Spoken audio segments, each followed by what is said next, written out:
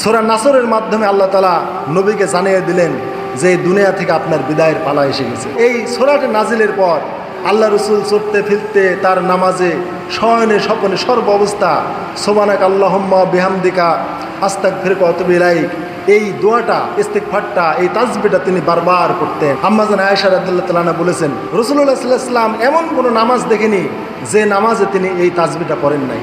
তিনি রুকুতে, সাজদাতে, উঠতে বসতে, খাইতে দাইতে, চলতে ফিরতে তিনি আখিরাতের প্রস্তুতি নেওয়া শুরু করেন। সুবহানাকা আল্লাহুম্মা বিহামদিকা, হে আল্লাহ, আমি আপনার প্রশংসার সাথে আপনার তাসবিহ পাঠ করছি। আস্তাগফিরুকা, আপনার কাছে ক্ষমা চাচ্ছি। ওয়া আতুবু ইলাইকা, এবং আপনারই কাছে আমি তাওবা করছি। এইভাবে আল্লাহ রসুল সর্বদা জীবনের শেষ মুহূর্তে আল্লাহ তাসবিহ পাঠ করতেন, ক্ষমা চাইতেন, তাওবা করতেন। অতএব আমাদের জীবনের শেষের একটা আমল হলো জীবনের শেষ মুহূর্তে বেশি বেশি আল্লাহর তাসবিহ পাঠ করা, আল্লাহর কাছে ক্ষমা চাওয়া, তাওবা করা। এতে আখিরাতে যাওয়া আমার জন্য সহজ হবে। সালাতুদ দুহার টাইম 10টা অথবা 11টার টাইম মালাকুল মউত আল্লাহ রসুলের কাছে চলে আসলো। এই মুহূর্তে আল্লাহ রসুল বারবার পড়তেছিলেন লা ইলাহা ইল্লাল্লাহ ইন্না লিল মাউতি সাকারাত, আল্লাহ ছাড়া কোনোই মাবুদ নেই, আর মৃত্যুর ভয়ানক অস্থিরতা সমূহ আছে, যন্ত্রণা আছে, খুবই কষ্ট। এই জন্য মা আয়েশা বলেছেন, আল্লাহ রসুল সাল্লাল্লাহু আলাইহি ওয়াসাল্লামকে এত কষ্ট দিয়ে তার জীবনটা নেওয়া হয়েছে যে আমি কোনো মানুষের যদি শুনতাম যে অমুকের মৃত্যুটা খুব সহজ হয়েছে, আমি এটাকে প্রশংসনীয় মনে করতাম না। কেননা বিশ্বনবীকেই যদি এত কষ্ট দিয়ে জীবনটা নেওয়া হয়, তাহলে অন্য মানুষের কত কষ্ট হতে পারে।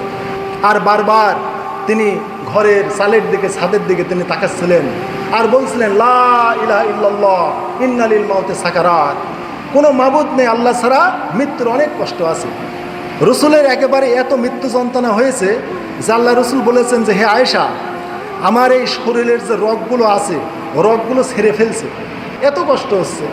এবং ওই টাইমে তিনি মা আয়েশা বললেন, আমার কাঁধ এবং বুকের সাথে রসুল হেলান দিয়েছিলেন, আর তিনি এই চোখটা তিনি ঘরের ছাদের দিকে তিনি উঁচু করে তিনি দোয়া পড়তেছিলেন যে সুবহানাল্লাহি ওয়া বিহামদিহি আল্লাহুম্মা গফিরলি আল্লাহুম্মা গফিরলি মা আল্লাযিনা আন'আমতা আলাইহিম মিনান নাবিয়্যিন ওয়াস সিদ্দিকিন ওয়াশ শুহাদা'স সালিহিন ওয়া হাসুনা উলাইকা রাফিকা আল্লাহুম্মা গফিরলি ওয়ারহামনি ওয়ালহিকনি বির-রাফিকিল আলা আল্লাহুম্মা রাফিকাল আলা।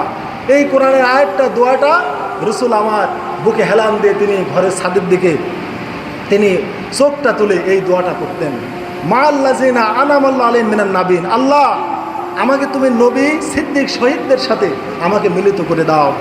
ওয়া হাসুনা উলাইকা রাফিকা, ওরা বন্ধু হিসাবে কতই না উত্তম। আল্লাহুম্মা গফিরলি, আল্লাহ আপনি আমাকে ক্ষমা করেন। ওয়ারহামনি, আমার কত মৃত্যু যন্ত্রণা হচ্ছে, আমাকে আপনি রহম করেন। ওয়ালহিকনি বির-রাফিকিল আলা, আপনার মতো মহান বন্ধুর দরবারে আপনি আমাকে নিয়ে নেন। আল্লাহুম্মা রাফিকাল আলা, হে আল্লাহ আমি আপনার মতো সমান বন্ধুর আমি সান্নিধ্য চাই।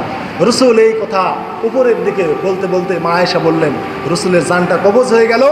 রসুল আমার কাঁধ এবং বুক থেকে এলি আমার কোলের উপরে পড়ে গেল, নিথর হয়ে গেল। তখন আমি বুঝলাম যে আল্লাহ রসুল ইন্তেকাল করেছেন। তখন আমি তার মাথাখানা বালিশে রেখে আমি আমার পরিবারের অন্যান্য মহিলার সাথে কাঁদতে কাঁদতে ঘর থেকে বের হয়ে গেলাম। ইন্না লিল্লাহি ওয়া ইন্না ইলাইহি রাজিউন। এইভাবে বিশ্বনবী সাল্লাল্লাহু আলাইহি ওয়াসাল্লাম দুনিয়া থেকে বিদায় হয়ে চলে গেলেন।